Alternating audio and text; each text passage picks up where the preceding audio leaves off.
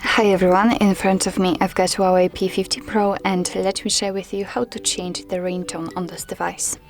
So first of all, let's enter the settings, and here we have to scroll to find sounds and vibration.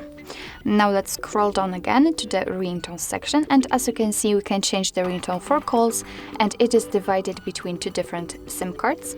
But also we can change it for the messaging tone or the notification tone. So let me show you how to do it using the ringtone itself. As you can see here, we can pick the SIM for which we would like to change the ringtone, and here we have to scroll down to the preset ones, and as you can see here, we've got some defaultly installed options. At the very bottom, we've got option none, and after picking it, your device won't notify you about the incoming call. I mean, it will notify you, but it will not use the sound.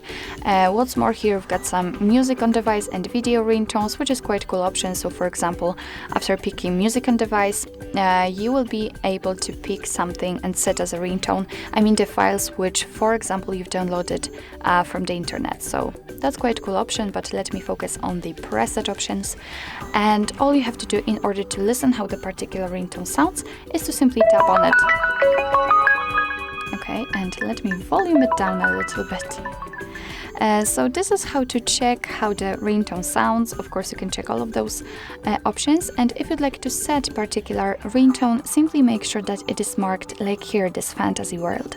And after getting back, you can see here that we just successfully changed the ringtone, which means that your device will use the chosen one to notify you about the incoming call, and everything will work the same with the messages and the notifications also.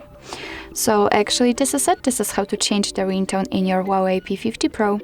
Thank you so much for watching. I hope that this video was helpful, and if it was, please hit the subscribe button and leave the thumbs up.